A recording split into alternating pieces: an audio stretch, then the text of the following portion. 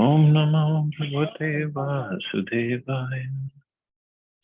Narayana Namaskritya Naram Chaiva Narottamam Devim Saraswatim Vyasam Tato Jayamudiriye. Ashtaprayeshu Abhadreshu Nityam Bhagavata Sevaya. Bhagavati Uttam Shloke Bhaktir Bhavati Naishtiki. So continuing with the discussion on Nectar of Instruction, started verse number 1. So we studied verses Vacho Vegam, Manasa Krodha Vegam, Jivva Vegam, Uttarapastha Vegam, Etan Vegan, Yuvishaheta Dhira, Sarmam Apimam Prithvim Sashishyat. So Prabhupada started off with atonement. Why atonement is necessary and what kind of atonement is proper. There were different examples given, and Parikshit Maharaj was in 6th canto. He said, no, this is not right. Like bathing of an elephant.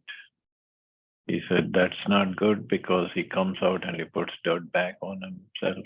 Means the inclination to commit sins don't just go away. And they can only go away if one tries to control his senses. And first sense to be controlled was Vacho Vegam, the urge to speak. So there's a funny story in this regard. A story, or we can anecdote, or whatever you want to call it. Once it sounds better in Hindi actually. एक बार सब दांत जो थे, सब दांतों ने जीव को कहा कि हम सब बड़े स्ट्रांग हैं, तो संभल के रहा कर, कभी बीच में आएगी तो कट जाएगी, तो ध्यान से रहा कर। तो जीव ने कहा, तुम सब स्ट्रांग हो, मैं तो अकेली हूं, पर मैं कभी फिसल गई तो तुम सबके सब बाहर आओगे। So this is how we should be controlling our tongue when it comes to talking, that it can create bad scene for us. And it's so difficult to control the tongue. So difficult. As soon as we find some opportunity, we want to talk. And generally, or most of the time, it's not about Krishna. It's so many mundane topics that we have, that we want to discuss, but not Krishna Katha. And example is given, just like a frog, by his croaking, he invites a snake to him. So by talking unnecessarily, spending our energy unnecessarily in worldly talk, we're inviting Kal Sarpa, or death, towards us. And then comes mind. Vacho Vegam, Manasa, Krodha Vegam, mind, how to control the mind.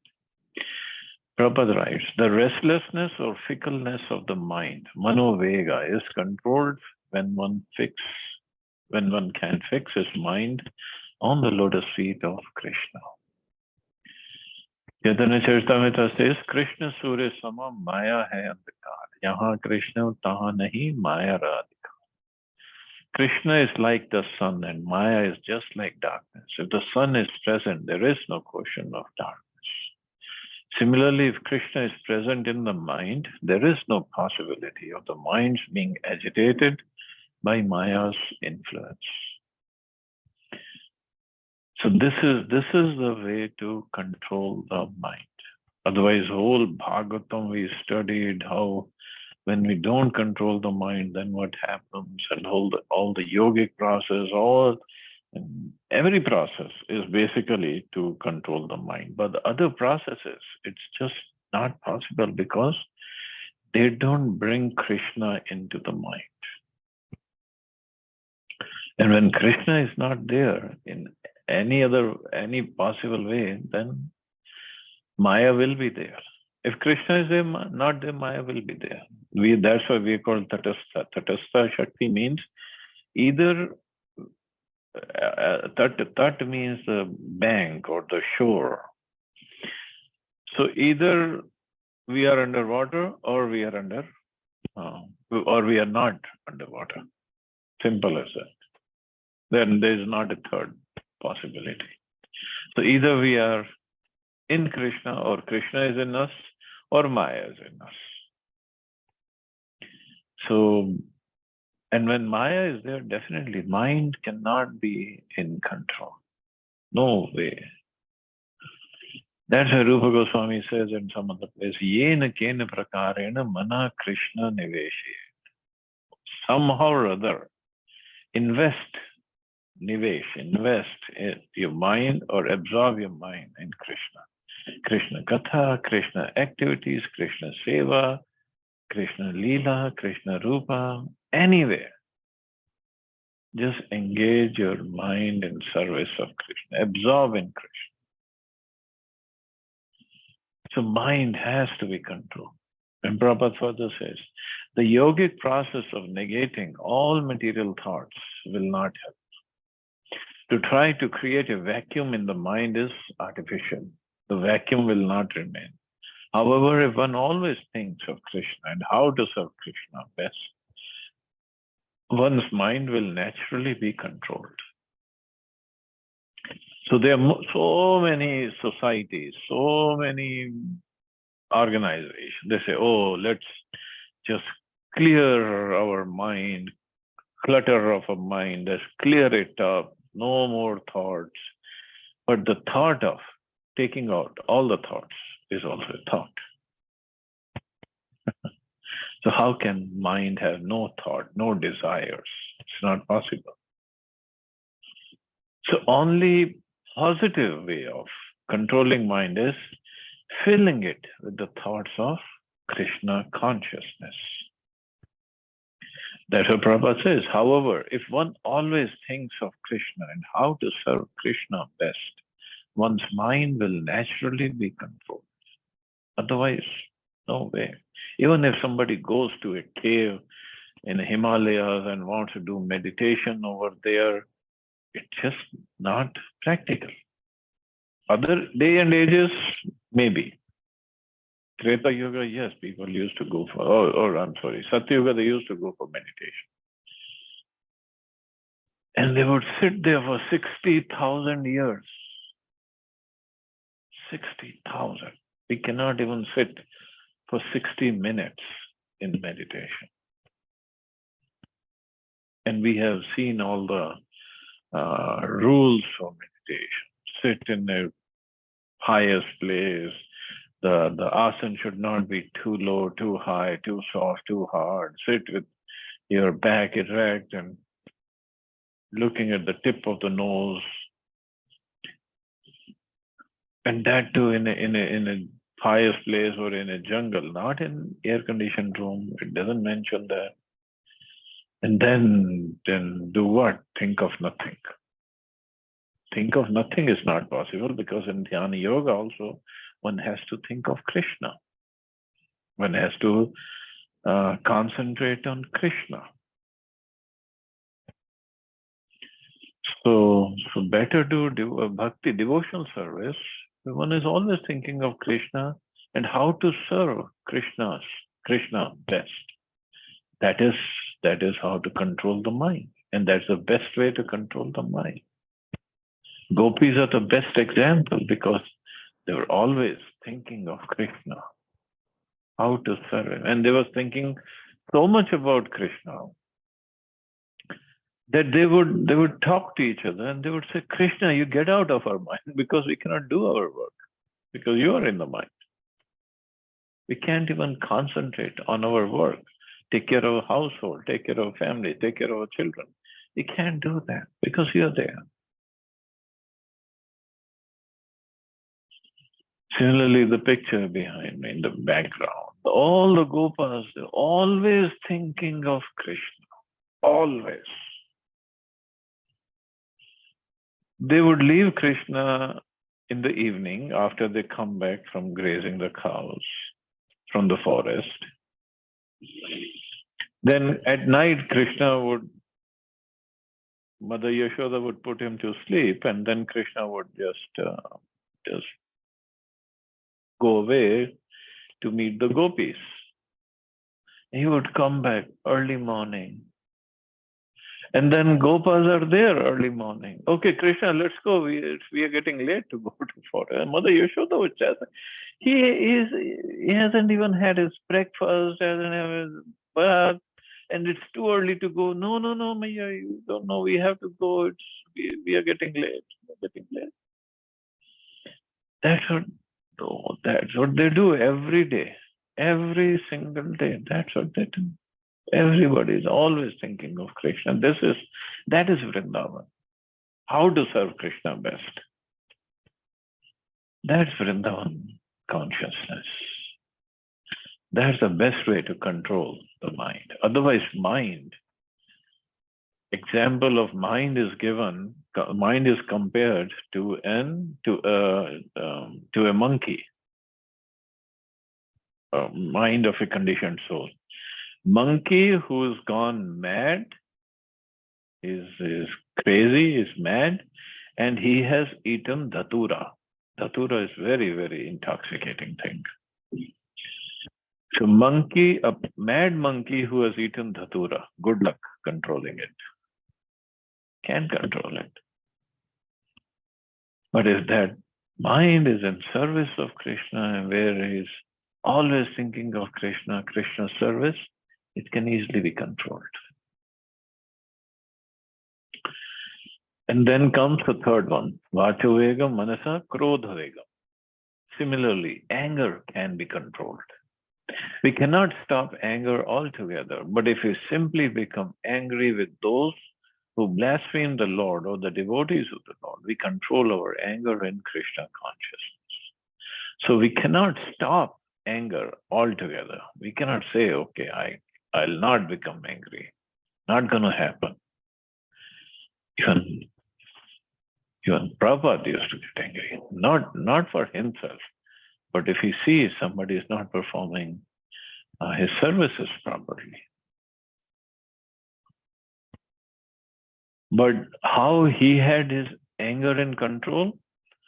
Because as soon as the situation was over or he displayed his anger, he would just come back normal and his anger or even the instructions or the words that he would speak in his angry mood, that would be for the benefit of that devotee, of that person, not for harming him in any way. Prabhupada gives example. Lord Chaitanya Mahaprabhu became angry with the miscreant brothers, Jagai and Madhai, who blasphemed and struck Nityananda Prabhu. So Nityananda Prabhu, as we know, we'll read more about it in Chaitanya Charitamrita. He was preaching to Jagai and Madhai to give up their drinking habit and chant the names of Gauranga or Krishna. And they got angry.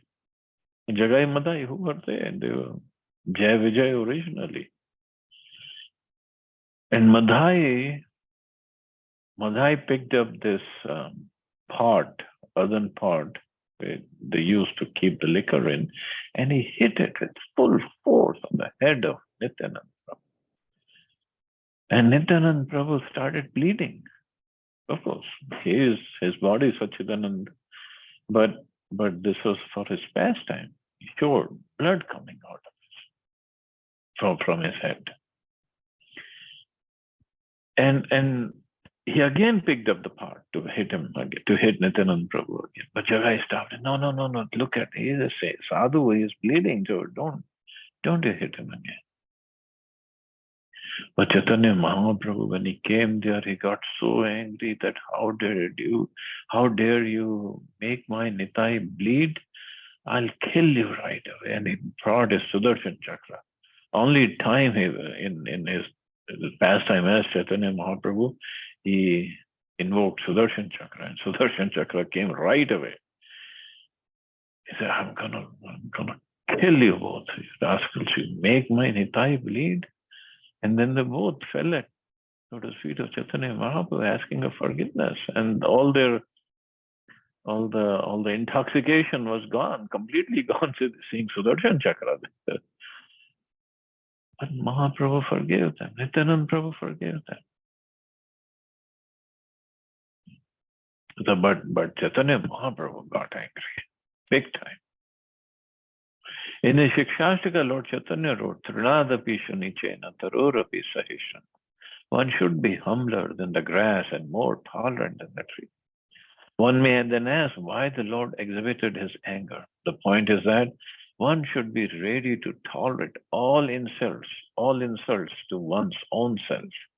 But when Krishna or his pure devotee is blessed, the genuine devotee becomes angry and acts like fire against offenders.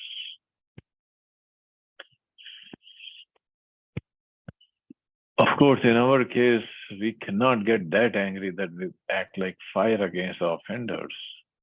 If somebody offends somebody, but at least we should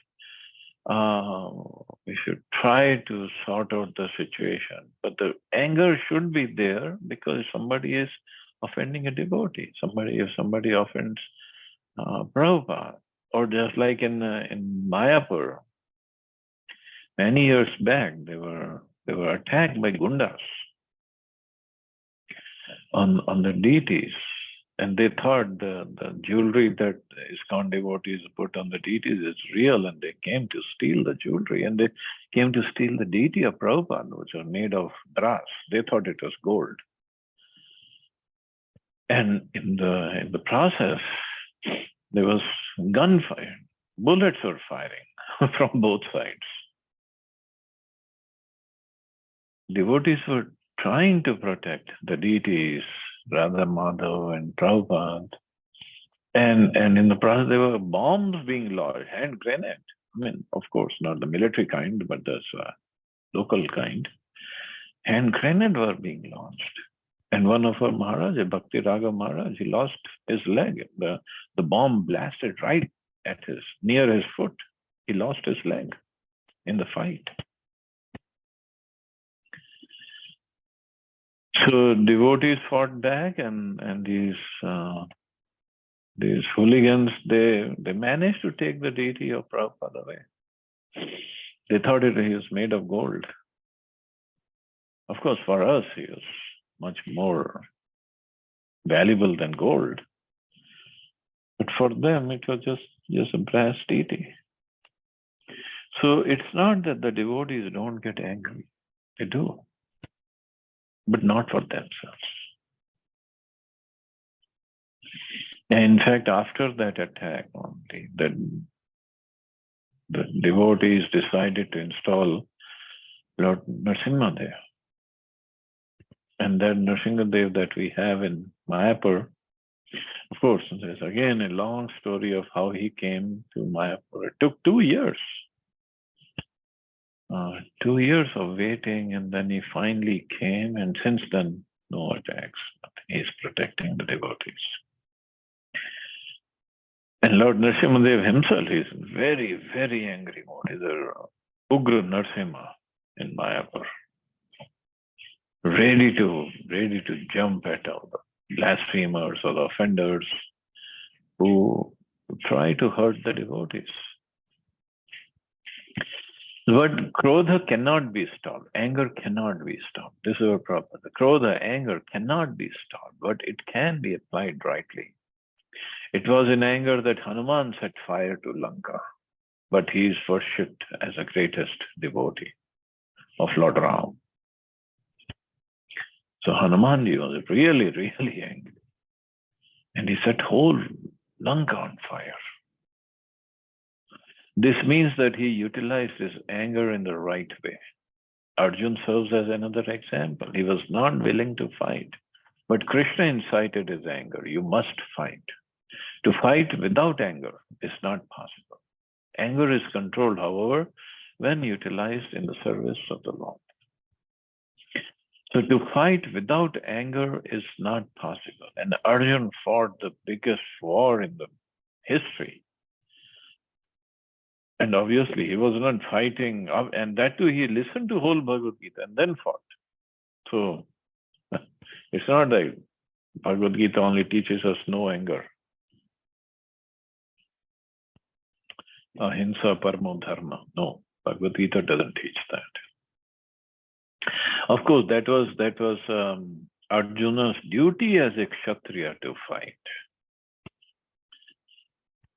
It's not that we start picking up fights on the street and saying, no, this is, we are Kshatriyas. Yes, if it comes to, if somebody offends or steals the deities or anything about deities, then we can get angry. Yes, but we are not Kshatriyas like Arjun. But if it comes to service of the Lord, we have every right to get angry. And this is where actually people have misunderstandings. They say, oh, you are a sadhu, how can you get angry? Well, for us, Arjun is a role model. He was a real sadhu. Krishna spoke directly to him, Bhagavad Gita. And he got angry. He wasn't fighting, saying Haribol, Haribol, and shooting his arrows. So anger has a place, but it doesn't say Vacho Vegam, Manasa Krodha Vegam. Etan Vegan yo Vishehet Dhira means control. Not, it doesn't say completely negate all these urges. Control. Anger also has to be controlled. How anger is controlled, however, when utilized in the service of the Lord.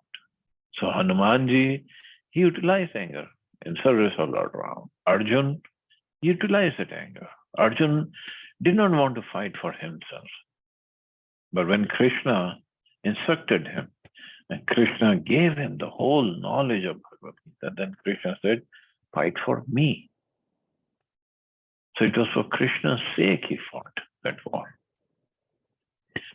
So control has to be there. It's not like we cannot become angry, but we can control our anger. And then comes Jiva Vegam. As for the urges of the tongue, we all experience that the tongue wants to eat palatable dishes. Generally, we should not allow the tongue to eat according to its choice, but should control the tongue by supplying prasadam. See, control is there. It's not like no eating. Then we will not survive for whatever, more than 2, 3, 5, 7 days. But control the tongue by supplying prasadam. The devotee's attitude is that he will eat only when Krishna gives him prasadam. That is a way to control the urges of the tongue. And one should take prasadam at scheduled times, not just whenever I want to eat, I'll eat. And should not eat in restaurants or street meat shops simply to satisfy the whims of the tongue or belly. If we stick to the principle of taking only prasadam, the urges of the belly and tongue can be controlled. Very, very important if we stick to this principle.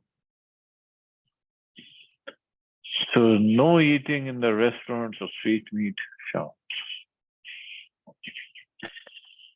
Of course, this is the ideal situation. One has to see his situation, how much he can follow. But yes, the ideal is one should stick to the principle of taking only prasadam. And then, if you look at lives of some devotees, some acharyas go further. Okay, not only just prasadam. Prasadam, there's one acharya, he says, if it is not cooked by Gaudiya Vaishnavas, I'll not take it. Prasadam only cooked by Gaudiya Vaishnavas. Then there are some acharyas, or there are some devotees who only eat if they cook themselves and offer it to the Lord themselves. They will not eat anything cooked by anybody else. So yes, more and more stricter standards are there, whatever we can, if we can follow. There are some, not even big acharyas, just regular grihastha devotees. Of course, they are acharyas in the sense that how they how they're living their life. But they're not like big preachers or big mathathis, regular grihasthas, having their own business and shops or whatever. But I haven't seen them or met them, but I heard about them. Even if when they come to America for business, they bring their own utensils also. That we only eat prashadam cooked in these utensils, and which we are going to cook ourselves. Small, whatever utensils. That much careful they are. One can say, "Oh, these are crazy. This is crazy." No, this is how they want to serve the Lord. So that's okay. They're ready to go to that much length of inconvenience. Well, for others, it might be inconvenience. For them, it's their service. So, to whatever extent we can follow and make it more and more strict, that'll be best for us. Because why? Jaisa an vaisa man. Mind is what we eat. We are what we eat. And jaisa pani, vaisi vani. So if it is prashadam, prashadam means it is offered to the Lord, and Lord has accepted the food offerings, and He has added His mercy, glance of mercy. So we can now accept it. That's why it's called prashad. Prashad means mercy. Mercy means now it has become spiritual.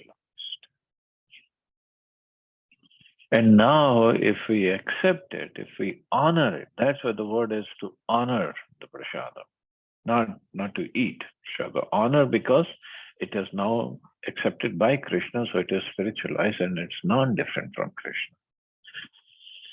So when we honor it with the right consciousness, with the right attitude,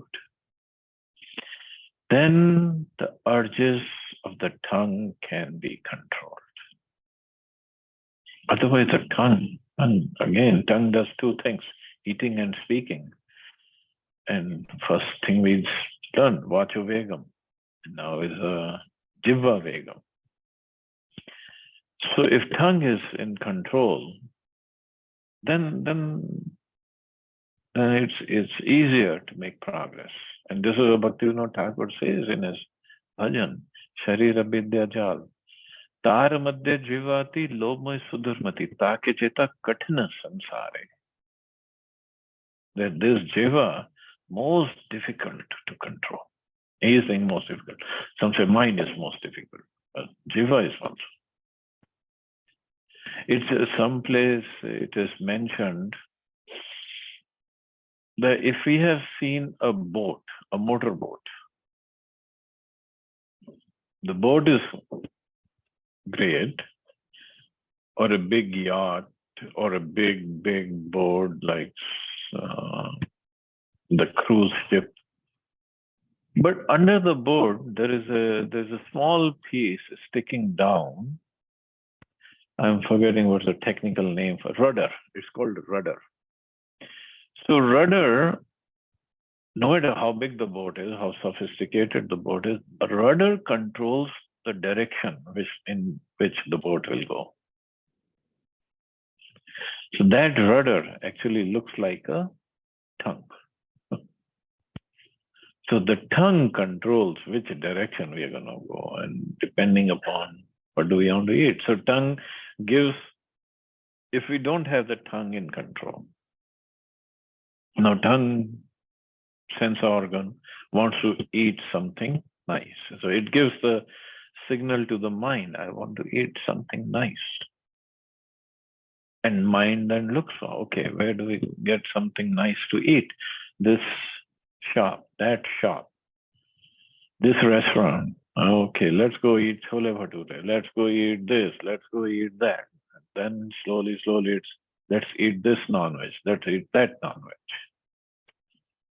Why? Because the tongue is not in control. And when we just eat food just like that in the restaurants, Now in the restaurant, when we are having good time with our friends and eating whatever nonsense we are eating. Now the restaurant cooks who have prepared that food, what would be their mentality? First of all, we don't know how much cleanliness they're following. We don't know if they are sick or not. We don't know how clean he himself is and how clean the kitchen is, how clean the utensils are. We don't know. And with what consciousness he would be preparing that food. Not with the consciousness of if our mother is preparing food and giving us. Even if mother is preparing only simple chapati and sabji, so much of love will be there that she is feeding us with that love and expecting us to get more healthy and eat more, so we be healthy, be safe, and perform our duties properly. But the restaurant kitchen cook, he doesn't have that consciousness. And the waiter who's serving, he definitely doesn't have that consciousness. Their thought is only one thing. Let's feed them more so that we can make more money. Restaurant owner, obviously, he has that kind of consciousness. So when that consciousness is in the food, that's basically passion. So what will happen to the person who's eating that food? First, the food not offered, it's already in mode of ignorance, and then the consciousness of the passion. What will happen to the person who is eating it? He will only think of how to make more money, or by hook or crook make a buck. This and that, that's all. Compare that to prasadam. Eating prasadam, honoring prasadam.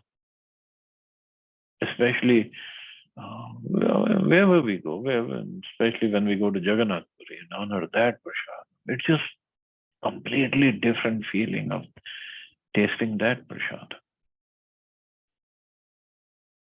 And we do it a lot, because Jagannath Puri, it is said that one attains Krishna Prema in Jagannath Puri by eating, filling your belly all the way up to the neck, but eating only Jagannath Prasadam, not outside. So that is a way to attain Krishna Prema. But that is the control of the tongue. Jagannath Ji allows, okay, you eat as much as you eat up to the neck, and there are so many items to eat from. But that is prasadam.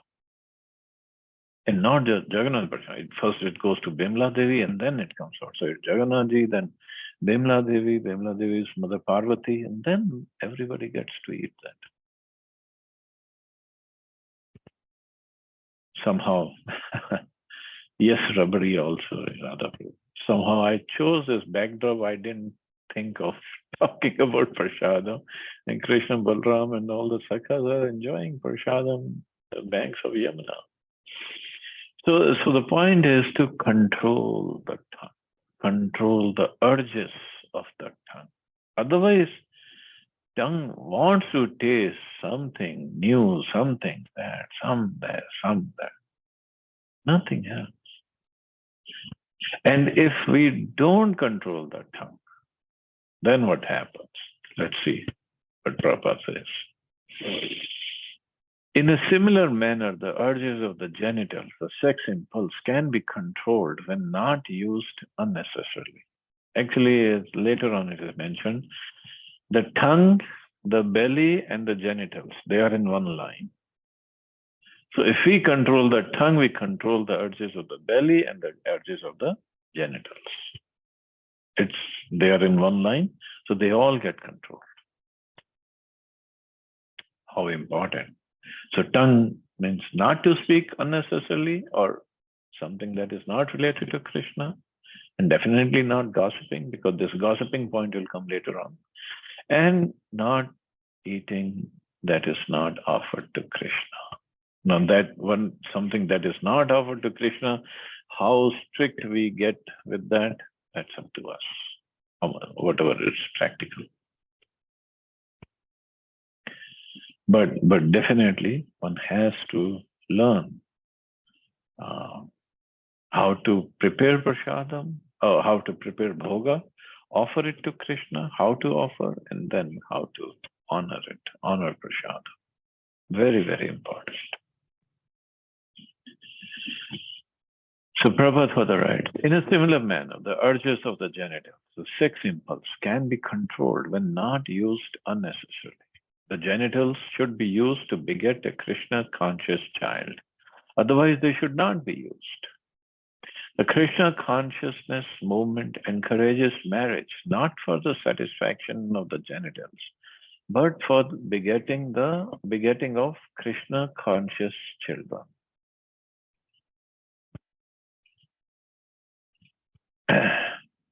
So this is the standard, but nowadays, following Western culture or lack of culture in Western world, and with the society being bombarded with this internet and movies, so many things, people think this is the way to live our life. Bhagavatam is very, very strict on this. They say, what's the big deal if you have children just like cats and dogs, and if you don't raise them Krishna conscious, in a Krishna conscious manner? Here Prabhupada says this, the real control of genitals is to beget children, to beget Krishna conscious children. Otherwise, don't use them. Srila Bhakti Siddhanta Saraswati Thakur, Nashtik Brahmachari, he said, I don't think I'm able to raise Krishna conscious children. If I was able to, I would have hundreds of children. He is saying that.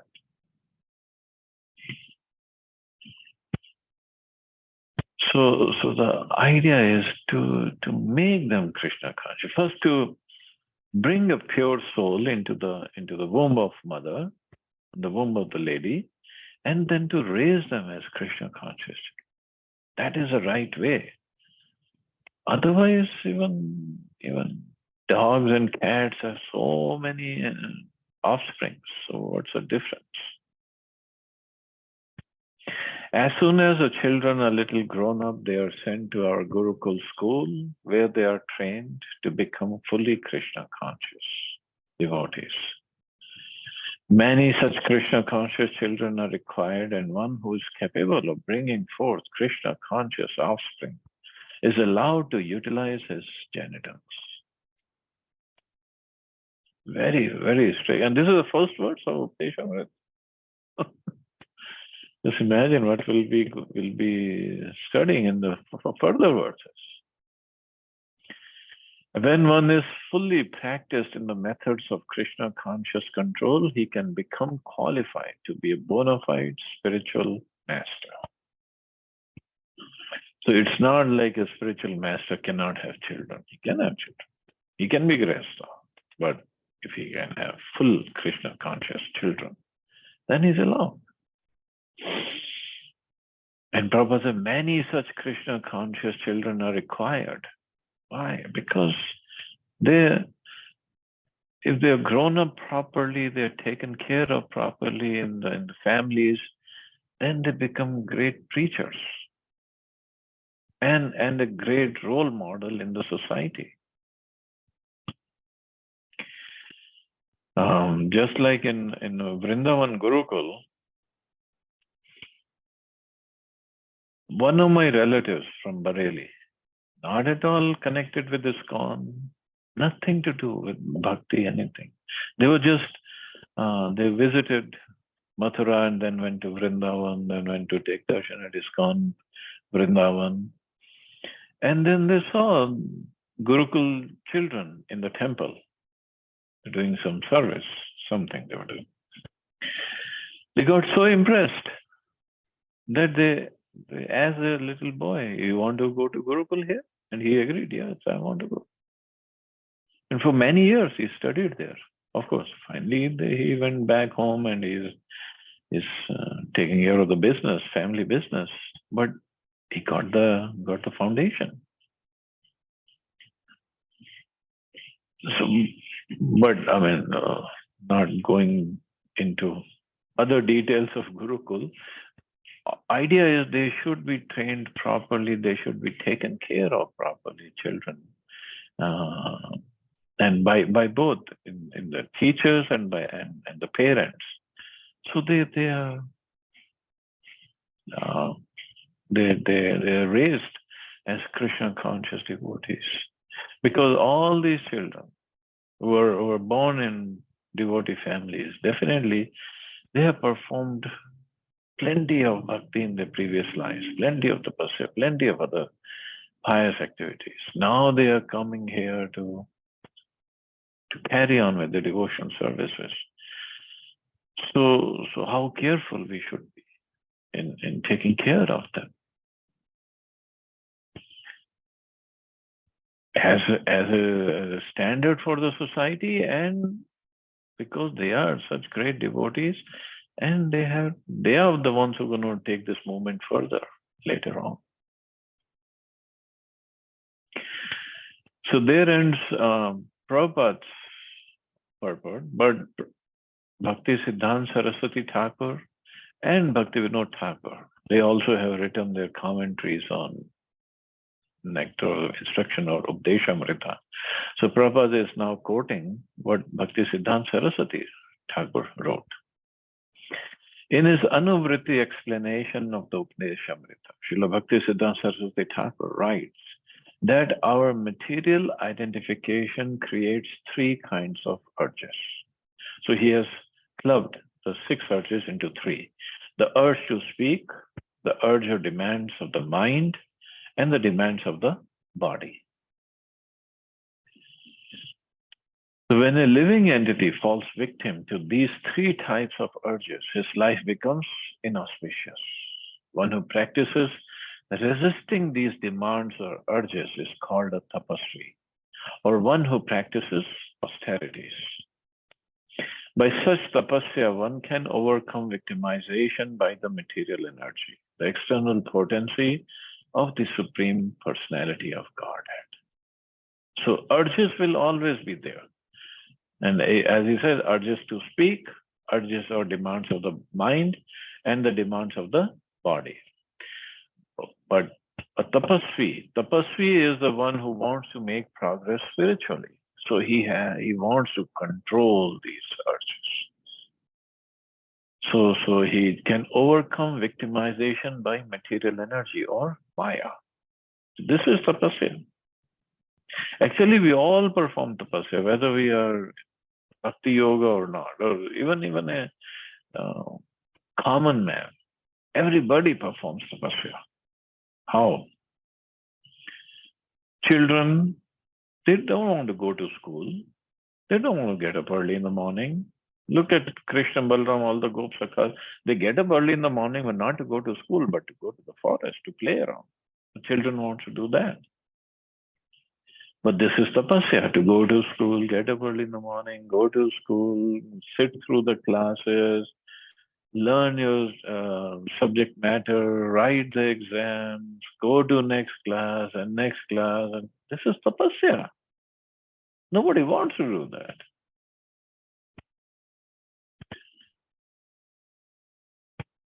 Men, they do tapasya. Nobody wants to work. I'm not to find a single person who wants to work. But we have to work. We have to have a job to make money so that we can fulfill our needs and our family's needs and keep some money for the future. It's tapasya. To keep up with Sharmas and Varmas in the standard of living, standard of car we drive, standard of life we live, clothes we wear, places we go to keep up with the neighbors or relatives, we have to work. It's tapasya. Nobody wants to do that. Ladies, similarly ladies, whole day. I mean, at least men work for 4 or 5 days a week. Children go to school 5 days a week. Ladies, they have to take care of household, their husbands, children, 7 days a week. And that too, 7 days means 24 hours, 7 days. Not for 8 hours, not for 9, 10 hours, 24 hours. All tapasya. But this tapasya is basically to have a comfortable life.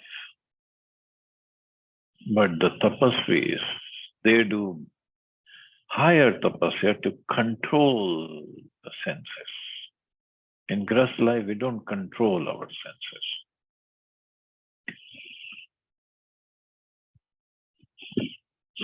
So Bhaktisiddhanta Saraswati Thakur writes, this urge to speak, urge or demands of the mind and the demands of the body, one has to do tapasya to control them.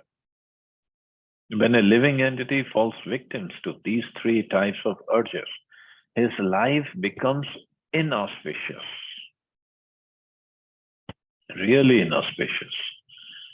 Because first he is entangled in this, and then he takes birth again in lower and lower species. He doesn't go up. Only tapasvi goes up.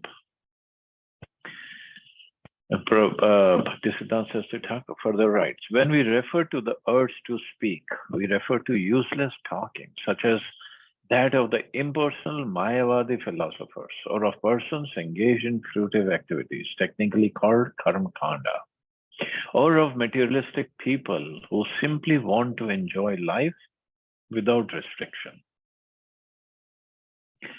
So basically, all this type of talks is useless, nonsense, because it doesn't help the soul grow spiritually.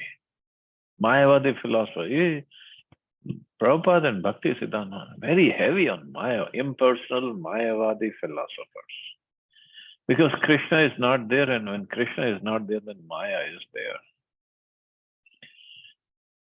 And then karma kanda people, or just materialistic people. Materialistic people, if it just, it's actually really painful to listen to them, to hear them. All they talk about, any gathering, whether it is relatives gathering, office gathering, friend gathering, social gathering, any gathering. The subject matter is about politics, sports, movies, and worse than that, they all talk bad about the person who hasn't come to that meeting. So if I'm not there, definitely what's going to happen is gossiping about me, especially the bad part, and talk bad about him. So if I'm there and somebody else is not there, then we talk bad about him. Well, what's the use? Where are we going with all this? Why are we wasting our time? And Prabhupada further writes, all such talks or literatures are practical exhibitions of the urge to speak. So literature, and literature these days also mean emails and the WhatsApp messages and the Facebook posts, is all literature. And useless talk if it is not related to Krishna. Many people are talking nonsensically and writing volumes of useless, and all this is the result of the urge to speak. To counteract this tendency, we have to divert our talking to the subject of Krishna.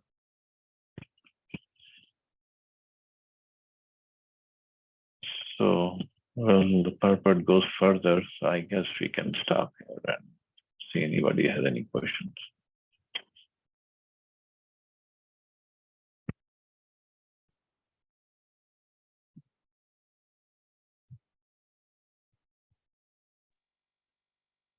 Thank you so much, Prabhuji. Very nice. Thank you, Martha. Yeah, it's heavy. This book is heavy. Thank you so much, Prabhuji. I was just trying to understand that this urge to speak itself is such a vast topic, and it is so difficult to control. Mm-hmm. And even like if I try to dovetail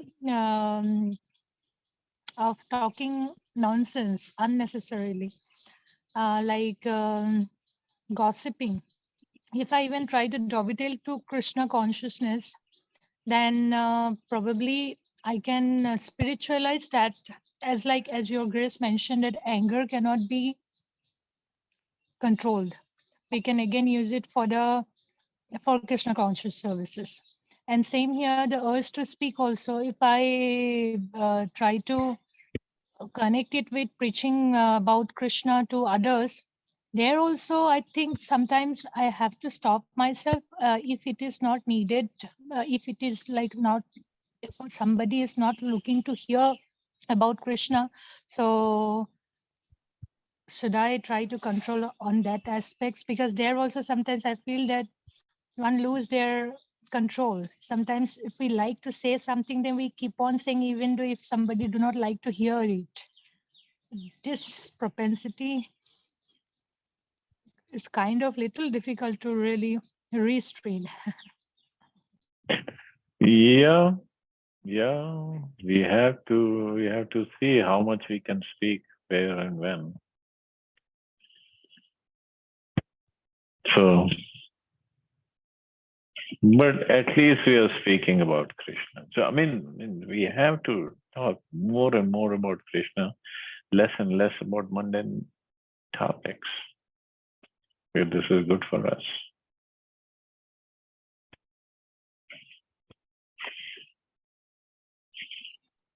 Very nice. Thank you so much, Prabhuji. Thank you, Mata. Thank you. Prabhuji, people don't like to listen about Krishna. What's that? People don't like to listen about Krishna stories, Krishna's katha all the time. They said you have just only one topic. का तो कुछ भी बात करो ये घूम फिर के वहीं पहुंच जाती है कृष्णा. So तो वो चीज जो है ना वो थोड़ा आउट ऑफ बॉक्स हो जाता है लोगों के लिए. हरे कृष्णा प्रभु जी, हमें तो बोला जाता है तो दूसरे ही ग्रह के हैं. इनके पास कोई टॉपिक ही नहीं है प्रभु जी. कोई टॉपिक नहीं है. तो मतलब ऑस्ट्रिकेटेड हो जाता है ग्रुप से ही प्रभु जी. अगर ये गॉसिप भी ना करे प्रभु जी ऑफिस में, तो देन पीपल थिंक कि अरे इसके पास तो सिर्फ इस टॉपिक के अलावा कुछ है ही नहीं. प्रभु जी बड़ा डिफिकल्ट है. Okay. Then they'll remember you when they are in some trouble at home or in relationship or something. Then they'll all come to you that okay, this person is spiritual. That he or she will give the right advice. अरे नहीं प्रभु जी, लोग सोचते हैं इनके पास तो कोई यही advice होगी कि चैंटिंग करो, इनके पास जाना ही बेकार है. नहीं, जो really problem आएगी तो आएंगे. I mean, look at Radha Prabhu, how he has turned the whole office. I know, that's so temple. Remarkable. मतलब क्या बोले, हम लोग तो एक को भी नहीं ले पाए कि क्या पाए प्रभु जी. Yes, you know, yeah, how many people he has preached to. It's amazing. Radha प्रभु जी के लिए हरि बोल. हरि बोल. Big हरि बोल to Radha Prabhu. Big Hari बोल. It is all your mercy, Prabhu. I lost that mercy. Come on. Please give me more. No, you have plenty. You have to give me your mercy. No, Prabhu. It's all the devotees' mercy. I think especially it is you in 2010 who inspired me by your teachings in Nectar of Instruction. Now, I'm hoping now we have again started Nectar of Instruction. We can preach more. Oh, I'm pretty sure. You're preaching and you'll preach much more. Now I am in Maya, actually. You all have to save me, actually. You all are in Maya, Prabhuji. We are more in Maya, Prabhuji. You're nowhere. प्रभु जी मायापुर चले फिर, अभी तो concert हो रहा है वहाँ पे. Mayapur, getting into Maya.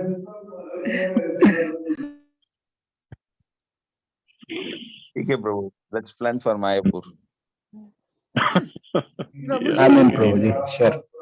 Prabhu ji I have a question Prabhu ji जैसे ऑफिस में ना जैसे आपने अभी बता रहे थे कि there is so much of politics happening so sometimes you know as an urge क्या होता है मेरे साथ कि sometimes I am able to control that anger and that urge to not to you know speak out but वो ऐसा लगता है मुझे कि it becomes like a pressure cooker and then sometimes it you know bursts out and then I feel that कि maybe how do I vent it out किसको मतलब कैसे करे उसको कंट्रोल प्रभु जी वही अभी आप जब बोल रहे थे ना मैं सोच रही थी मेरे बारे में ही कि ये सब मैं कर रही हूँ ये सब कर रही हूँ so it is going to take so much of time for me to get all these things in under the control तो प्रभु जी कैसे करें how do we I mean put that thing in control that we don't speak unnecessarily.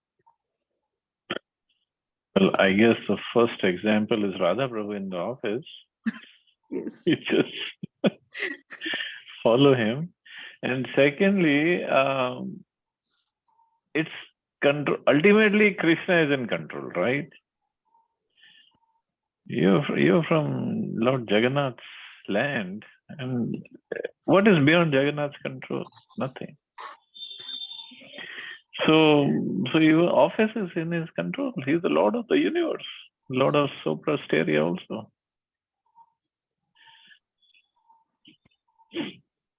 So just pray. Yes, Prabhuji.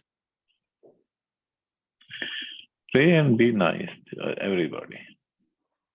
You see, what are they fighting for? Some little thing, some little increment or some position, which is all temporary. What's the big deal?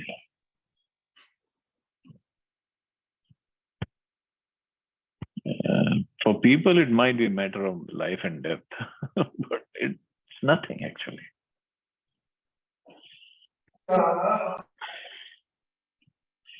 So it's Jagannath Ji is still going to control whatever they want to. So you just take shelter of Lord Jagannath.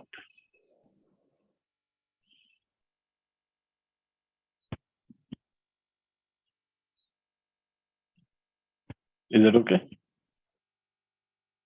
Yes, Prabhuji. Okay, man.